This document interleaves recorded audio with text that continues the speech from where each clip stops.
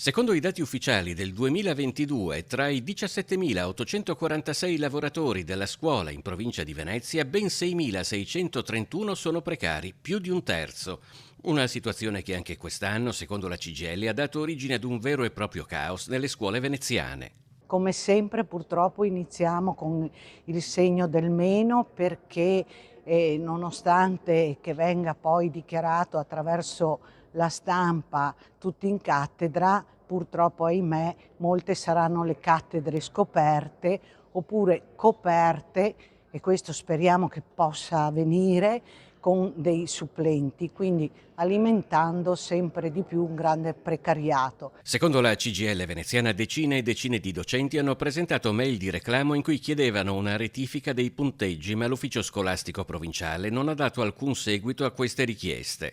Ad oggi le nomine per l'inizio anno dell'11 settembre risultano dunque essere attribuite sulle basi di posizioni errate. Purtroppo nella scuola italiana non c'è alcun cambio di passo a differenza di quello che ha affermato quest'oggi il ministro Valditara, anzi forse un cambio c'è ma c'è un arretramento,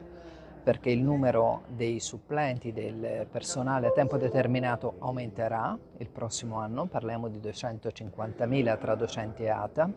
una confusione terribile fatta per effetto di provvedimenti e controprovvedimenti di questo governo.